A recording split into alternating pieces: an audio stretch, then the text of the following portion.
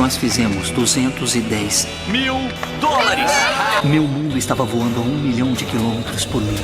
Se a sua inteligência fosse direcionada para o lugar certo, até onde você seria capaz de chegar? Eu fiz mais dinheiro do que em 5 anos, 9 meses, 12 dias e 6 horas na J-Press Roupas Masculinas. O quão letal você se tornaria se presenteado fosse com uma mente privilegiada. Nem todos conseguem fazer.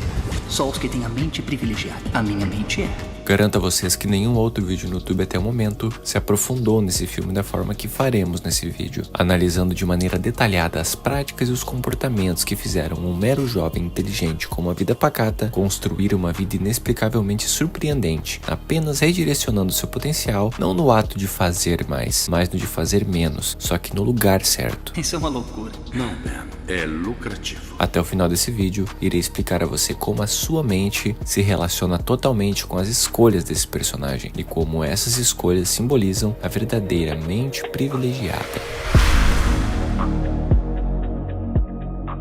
Ganhador, ganhador, galinha pro jantar.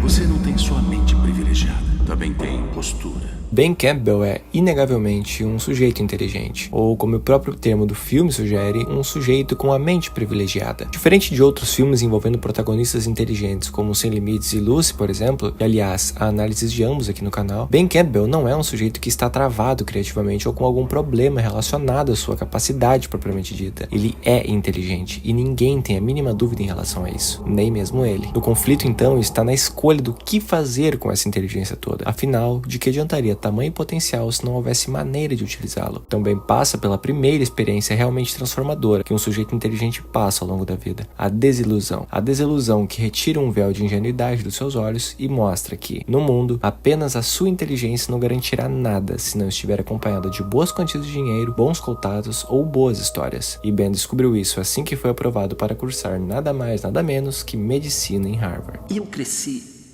acredite, querendo entrar em medicina em Harvard. E agora que eu fui aceito, parece que tudo se resume a dinheiro e que eu não tenho. As notas dele eram o suficiente para aprová-lo, mas não para destacá-lo. E isso mudava tudo. Só um de vocês vai conseguir essa bolsa. A Robinson vai escolher alguém que reluza, alguém que se destaque realmente. O foco da vida dele até ali sempre havia sido unicamente o de construir um currículo impressionante através das melhores notas possíveis. Aí é aquela coisa, para ele conquistar boas notas e ser aprovado em Harvard, ele precisava estudar muito. Mas para conseguir estudar muito, ele precisava abrir mão da sua vida social. Mas como ter dinheiro e boas histórias se você abriu mão de toda a sua vida em prol dos estudos?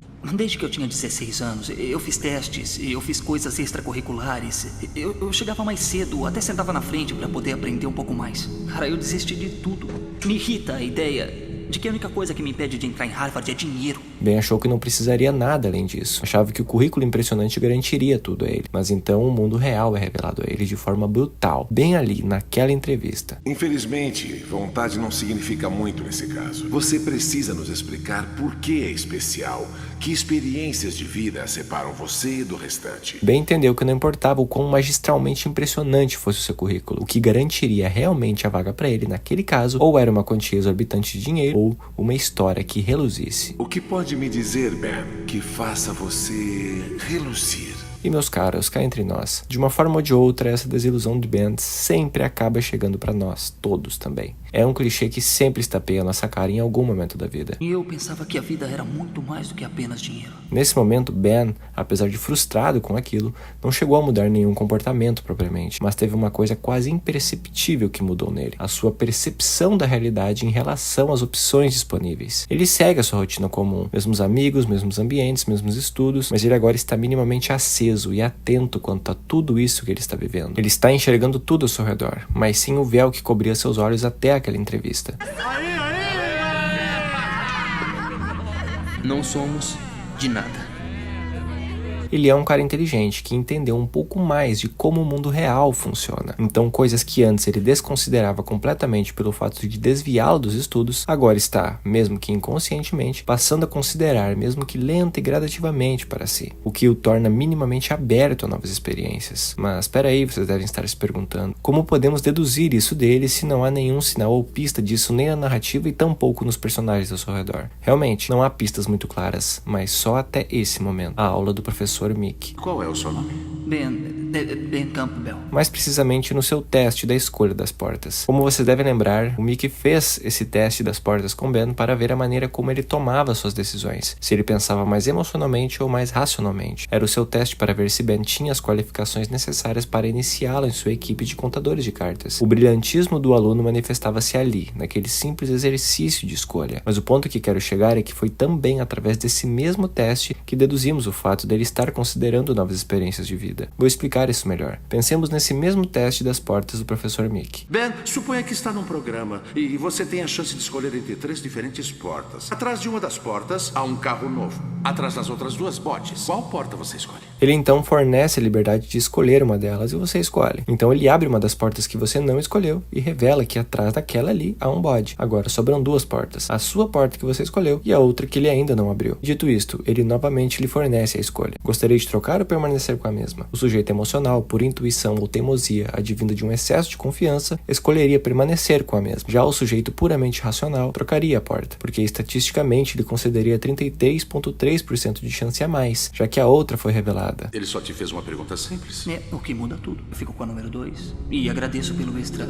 33,3%. Ainda parece confuso, não é? Vou ajudar vocês nisso. Pensem nessa escolha final apenas atribuindo ela a um pensamento de um escritor e matemático do século XVII chamado Blaise Pascal, que em seus pensamentos sugeriu algo conhecido como a aposta de Pascal, que sugere o seguinte: há um sujeito que acredita em Deus e um que não acredita, cada um seguindo seu raciocínio. O que Pascal sugere é que se Deus realmente existir, o cara que acredita tem muito a ganhar, enquanto o que não acredita tem muito a perder. Mas se Deus não existir, o cara que acreditava simplesmente não ganha e o que não acredita também não ganha. Portanto, aquele que optar por seguir o pensamento verdadeiramente racional escolherá acreditar em Deus, porque acreditando você tende a ganhar muito, enquanto não acreditando ou você perderá o que já perderia ou perderá muito mais. Então, voltando para o teste das portas, é por isso que aquele que pensa racionalmente sempre optará por trocar a porta. Não se trata de ser a porta certa ou não, se trata da chance probabilística de ganho que está na troca. E nesse caso, não foi a decisão de Ben que destacou-se para o professor Mickey, mas a maneira da qual ele tomou essa decisão. Senhor Campbell,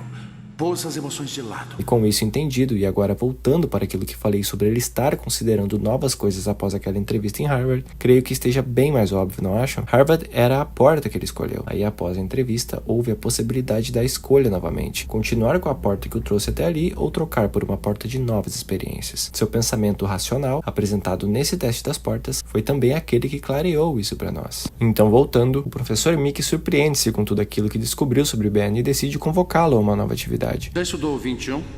Não. Bom, é muito simples. Notem que a inteligência de Ben era a mesma, mas agora ela teria a oportunidade de ser mais útil quanto à realização das suas metas. Está falando de contar cartas? Estou falando de ficar muito, muito rico. Não se tratava mais de currículo. O currículo era já impressionante o suficiente. Agora tratava-se de reluzir. E tudo para ele estava começando a reluzir a partir dali. Isso é uma loucura. Não, Ben. É lucrativo. Porque o professor Mickey enxergou naquele aluno algo além das suas notas. Eu me interesso muito por meus alunos. Algo que o destacava para algo que esse aluno nem conhecia direito ainda. Algo que ele nunca havia cogitado fazer antes. Eu estudava o dia inteiro, todos os dias. Mas não era física, química nem engenharia. Estudava matemática simples, aplicada de maneira que eu nunca tinha imaginado. E que, através disso, poderia ser o meio para a realização do seu verdadeiro sonho, que era Harvard. Você não tem só mente privilegiada, também tem postura. Notem que a partir do momento que ele apenas passou a fazer parte daquele grupo de contadores, antes mesmo dele ir para Vegas e ganhar dinheiro, sua vida já havia ficado bem mais fácil em algumas coisas. Eu tenho que fazer um texto de análise quântica para terça-feira. Não tem mais. Coisas fantásticas acontecem nos bastidores. Sua mudança de ambiente e de direcionamento mental passou a exaltar desde o início que o segredo para o sucesso em algumas áreas não está no ato de fazer muito, mas justamente no de fazer pouco e conseguir resultados muito melhores do que se tivesse feito muito. Não se trata de preguiça, se trata de otimização. Espera, eu estou elaborando um carro que anda sozinho. Ben, deixe o carro andar sozinho. Essa otimização está no simples ato de direcionar sua ótica e sua inteligência a outras pequenas coisas fora do seu cotidiano. O mundo tende a mantê-lo no mesmo lugar, ou melhor, no lugar que eles preferem que você se mantenha. A mente privilegiada nada mais é que a mente que, no momento que entende esse mecanismo, passa a agir de maneira que utiliza desse mesmo mecanismo para achar o seu próprio lugar. Você nasceu para isso. Mas e você, meu caro? O que vem fazendo para otimizar e privilegiar essa sua mente provavelmente barulhenta e caótica? Consumir análises como essa já são um grande passo para isso. Aprofundar-se na arte do storytelling e trazer reflexões quanto àquilo que se observa e se estuda é um dos maiores privilégios que você, voluntariamente, consegue conceder à sua mente. Digo isso por experiência própria, já que exercitar isso tornou-se o meu trabalho. Hoje em dia eu não me aprofundo mais em filmes através de ideias, eu me aprofundo em ideias através dos filmes. Aliás, se o conteúdo desse vídeo está sendo útil a você de alguma forma, valorizem o meu trabalho deixando seu gostei, sua inscrição e assistindo as outras reflexões presentes aqui no canal. Tem uma playlist aqui só analisando esses personagens inteligentes. É um conteúdo que vale a pena maratonar. Vão por mim. Se quiser ainda mais a fundo nesse assunto e privilegiar a sua mente com mais conhecimento, recomendo esse estudo aprofundado sobre o filme Sem Limites, que, assim como esse filme que estamos analisando, representa esse conceito de personagem ultra inteligente de um jeito muito particular e que foi estudado e explicado por mim para que você consiga aprender isso de maneira otimizada também. Agora presta atenção aqui, meu caro. Sério, isso é muito importante. Cheque os links do primeiro comentário fixado, porque a depender do dia que você esteja assistindo esse vídeo, haverá ali algo que genuinamente agregará muito valor e muito conhecimento enriquecedor para sua vida. Então, por via das dúvidas, cheque os links. Se estiver lá, você vai saber, e se não estiver ainda, você também vai saber. A paciência é uma virtude. E quanto aos membros do canal que vem me ajudando diretamente a tornar tudo isso possível, minha mais verdadeira gratidão. Vocês me inspiram muito como artista e como pessoa. Agora, voltando pro vídeo e recapitulando tudo que vimos até aqui, Ben era o sujeito que dedicou-se a vida inteira em prol dos estudos e, após compreender que só isso não bastava, redirecionou a sua ótica a novas experiências, o que abriu portas a uma nova oportunidade que, se bem aproveitada, daria também a ele a chance de redirecionar a sua inteligência a um novo caminho e otimizar toda a sua vida. Então, agora que ele está pronto para viver esse novo mundo, estamos também prontos para adentrar este novo mundo junto com ele. Então, por que você ainda está aqui? Porque eu quero estar aqui. O primeiro ponto que notamos mudança está logo no momento em que Ben enxerga Las Vegas pela janela do avião. Lembram-se que no filme Sem Limites, assim que Ed experimenta o NZT pela primeira vez, as cores ao seu redor adotam tonalidades mais vivas e saturadas. Em Quebrando a Banca, é exatamente esse mesmo contraste que Ben sente ao chegar nesse novo mundo que ele está conhecendo. Notem que na cidade que ele mora e segue sua vida normal, é adotada uma paleta de cores totalmente sem vida, tudo meio neutro, acinzentado, alheio, pacato, lento. Já em Las Vegas é esse turbilhão de estímulos de cores deslumbrantes em todos os lugares. Luzes, takes rápidos, dinâmicos. É a atmosfera eufórica da própria Las Vegas juntamente com o entusiasmo da novidade em Ben tomando sua forma. Mas apesar de Ben conquistar tudo o que conquistou e ver toda sua inteligência sendo totalmente valorizada naquele meio, a parte realmente sedutora dessas viagens até Vegas não era, apesar de parecer todo esse glamour e lifestyle que eles seguiam. Porque tudo o que acontecia no ambiente externo era apenas um reflexo do ambiente interno de cada um. Eu vou explicar isso de maneira mais aprofundada mais adiante do vídeo, mas por agora, pense que o fator que realmente seduzia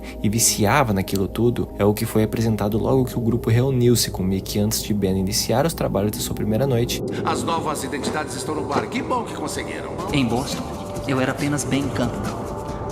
Em Vegas, eu era quem eu bem entendesse.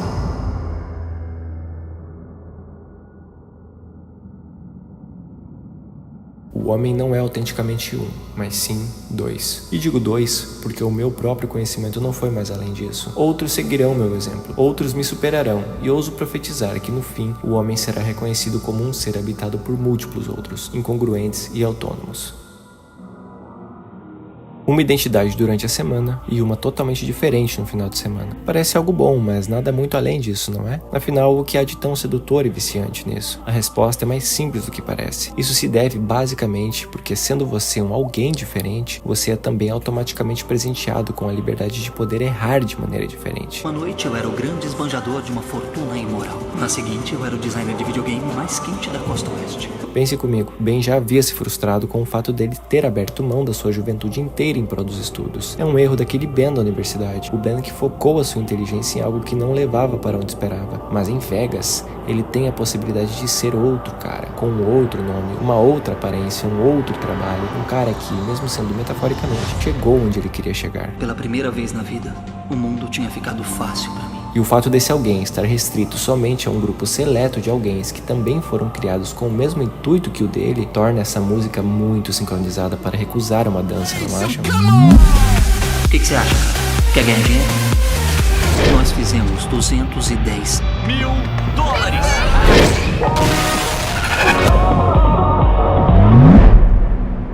A pior parte daquilo era não poder contar as pessoas. Então essa dança, juntamente com essa fragmentação de identidades que são muito bem aceitas e muito bem recompensadas pelo ambiente, acaba construindo, mesmo que de maneira inconsciente, uma nova identidade central. Eu tinha guardado mais de 100 mil dólares. Meu mundo estava voando a 1 milhão de quilômetros por minuto. Os gostos que foram descobertos nos novos ambientes, as novas recompensas materiais e sociais provenientes das novas formas de pensamento e de tomadas de decisão, os novos costumes, os novos padrões, tudo isso inevitavelmente cria um ecossistema interno novo que acaba ofuscando aquele cara que ele era antes dali, criando uma personalidade central totalmente nova, um sujeito novo, um cara que é a junção de todos os outros caras que ele fingiu ser em Vegas, um que tornou-se tão ele quanto ao que ele sempre havia sido até ali. Bom dia, Sr. Clyde. E aí, Frank, bom te ver. Mas há uma citação de Hawthorne que prenuncia exatamente o caminho que isso inevitavelmente leva. Nenhum homem pode ter uma cara para si e outra para a multidão, sem finalmente confundir qual delas é a verdadeira. Era questão de tempo até o Ben de Las Vegas entrar em conflito com o Ben de Boston. Os galhos e as raízes acabariam por romper um no outro, e assim ocorreu. O Ben de Las Vegas acabou se manifestando em Boston quando menosprezou seus próprios amigos. A gente vai ter que fazer isso sem você, Ben. Seu coração não tá mais nisso faz tempo. Ninguém no mundo real dá um centavo pelo concurso 209. É só uma coisa que vocês enfiaram na cabeça para se sentirem importantes. Isso o levou a um estado emocional de muita aflição interna, o que acabou por manifestar o Ben de Boston em Las Vegas. Ou você joga alto ou não joga nada. E esse conflito emocional interno o levou a deixar aquela racionalidade, sempre tão presente nele, meio de lado naquele momento, o que o levou consequentemente a deixar as emoções tomarem as decisões na mesa. E com as emoções tomando as decisões na mesa, você não está mais contando, você está jogando. E quando você joga, você perde. Simples assim. E assim ocorreu. Depois daquilo, o grupo de Vegas passou também a entrar em conflito, e no fim, o Ben de Boston fragmentou-se com o Ben de Las Vegas e tudo virou uma salada das grandes para ele. Eu perdi a cabeça. Lembro que falei que tudo que ocorria no ambiente externo era reflexo do interno de cada um? Essa é a prova. Era o mesmo lugar, a mesma função, o mesmo jogo, as mesmas regras, os mesmos grupos, os mesmos estímulos, mas não era mais o mesmo cara, o que muda tudo. Eu não sou o mesmo cara que eu fui em Boston. Não era nem o Ben de Boston e nem o Ben de Las Vegas, era a manifestação do conflito entre os dois. E aqui ele teve novamente a sua desilusão esfregada na sua cara. Se o professor de Harvard revelou a Ben que apenas a inteligência dele não bastava, o professor Mickey revelou a mesma coisa em Las Vegas, só que num contexto diferente. Deixa eu te esclarecer uma coisa. Você não é meu amigo. Você só é útil pra mim pelo dinheiro que faz. A inteligência dele só servia de algo se trouxesse dinheiro pro bolso dele. E como ele perdeu o dinheiro de Mickey naquela mesa, ele agora estava em dívida com ele. Vai me devolver tudo o que perdeu. E todos se virem pra voltar pra Boston. Então, em uma tentativa fracassada de liderar a equipe e agir sem o Mickey interferindo, Eu posso fazer isso, eu posso liderar a equipe. ele é pego por Morpheus, ou melhor, por Cole Williams, Meu nome é Cole Williams. o responsável por deter aqueles que tentam burlar as regras do cassino. Acha que pode bater o sistema? Isso é o sistema! E quando Ben volta a Boston, ele vê que Mickey roubou todo o seu dinheiro. Não só o que ele devia, mas todo o restante. E ainda fez mais um monte de coisas por trás dos bastidores. Lamentamos informar que o senhor recebeu um incompleto e não pôde se graduar. Agora Ben está sem dinheiro para Harvard e sem a possibilidade de fazer mais dinheiro em Vegas. Mas tudo certo, porque apesar disso tudo, há uma coisa que ele ainda tem consigo: a sua mente privilegiada.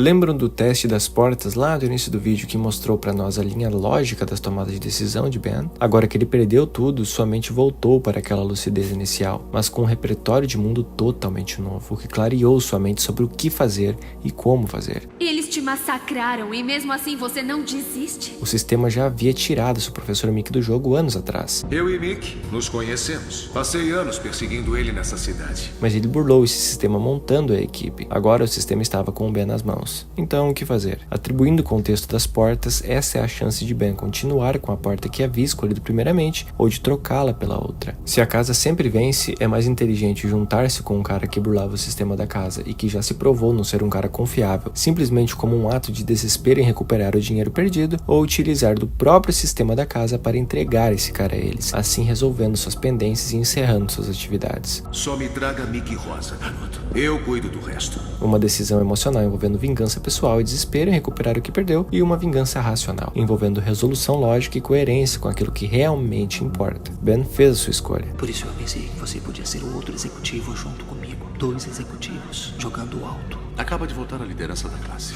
Resolveu suas pendências com seus amigos, sua namorada e juntou-se ao Morpheus, quer dizer, Cole Williams, para tirar o Mickey desse negócio em definitivo. Que bom que você voltou. Eu não poderia deixar que voltassem a essa cidade sem provar ao Ben que posso fazer mais que ensinar. E fez isso de maneira extremamente genial, já que agora Ben Campbell não era mais um mero estudante com a mente privilegiada. Toda a experiência adquirida vivendo naquele mundo o fez entender como realmente funcionavam os espetáculos dos bastidores. Coisas fantásticas podem surgir dos bastidores. Ele entendeu que a sua mente era um poder e que através de tudo aquilo que ele havia passado de bom e de ruim até ali, o levou a direcionar sua mente de maneira natural para a otimização das suas escolhas. Então ele organiza um golpe final no cassino que sai exatamente como planejado. Gostar de saber que eu vou falar com seu professor e a escola, eu acerto pra você.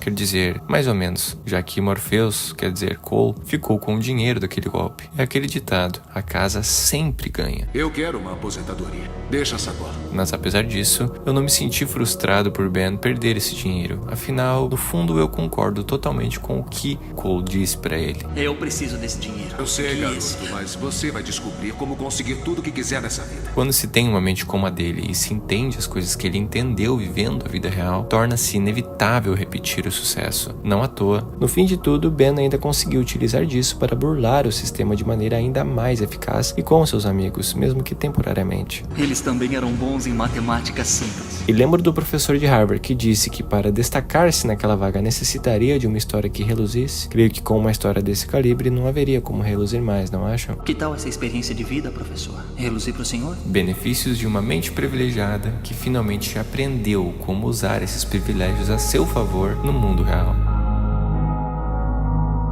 Ele só te fez uma pergunta simples. É, o que muda tudo. E como sempre, cá estão vocês novamente, os que restaram. Aos que chegaram até aqui vai uma reflexão a vocês. Onde você seria capaz de chegar se apenas direcionasse sua inteligência para outros lugares? Não me refiro a largar tudo, me refiro a apenas renunciar a algumas coisas, sejam eles hábitos, ambientes, grupos de pessoas. Afinal, será que você está realmente alinhado consigo mesmo? Será que agora você está nesse lugar que você está, simplesmente porque disseram a você que esse é o lugar que você deveria estar? Será que você está realmente no lugar certo? Será que é esse o lugar mesmo? Talvez seja puramente a persistência numa porta que você sabe que é a errada. Abriu-se a porta e tudo que encontraste foi a noite. A noite tão cheia de poesia, mas tão cheia de perigos estimulantes também. Os vícios costumam nascer em uma noite estimulante, costumam potencializar-se de dia, mas normalmente nascem à noite. Quase todos eles, já que o estímulo que não existe no silêncio da poesia dessa noite é forçado a florescer por conta do barulho daqueles que não sabem ler. Será que és tu o sujeito com os erros de outrora ou já adotaste uma nova identidade para si?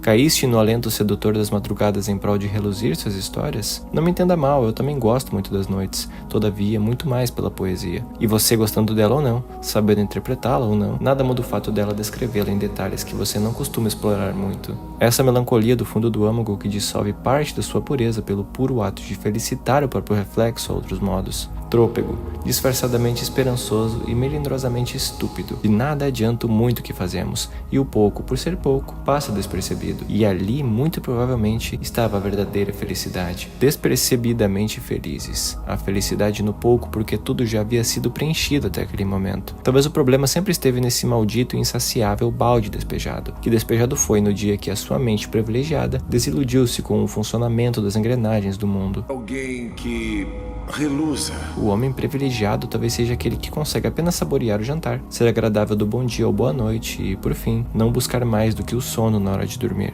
Esta busca insaciável de todos os dias que disfarçamos de significado não significa mais do que um desenho nas nuvens. Aquela se parece com tantas figuras distintas distintas? Sim, senhor. É uma nuvem legitimamente autêntica, de personalidade questionadora, tão devastadora quanto uma pétala, tão minha quanto a linha das mãos. A meta, o suprassumo da minha busca é aquela nuvem.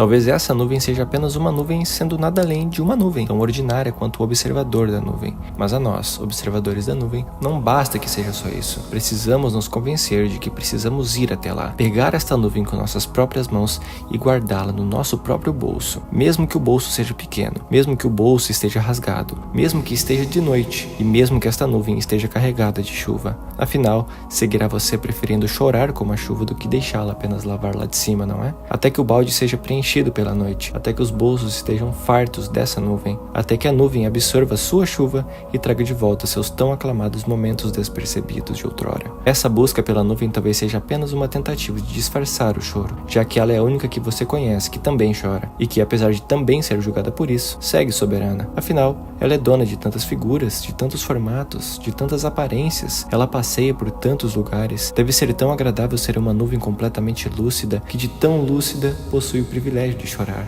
Talvez aí esteja o maior dos privilégios dessa vida. Ser uma nuvem que chora do fundo do bolso, tentando se encaixar na escuridão da noite. Então, novamente, eu repito a reflexão a vocês. Onde você seria capaz de chegar se apenas direcionasse sua inteligência para outros lugares? Não me refiro a largar tudo, me refiro apenas a renunciar a algumas coisas, sejam eles hábitos, ambientes, grupos de pessoas. Afinal, será que você está realmente alinhado consigo mesmo? Será que agora você está nesse lugar que você está simplesmente porque disseram a você que esse é o lugar que você deve estar? Será que você está realmente no lugar certo? Será que é esse lugar mesmo? Talvez seja puramente a persistência numa porta que você sabe que é errada. Eu espero que esse vídeo tenha servido a você ao menos como aquela porta que é revelada antes da decisão principal, porque a decisão, no fim, seguirá sendo somente sua. Muito obrigado por assistir.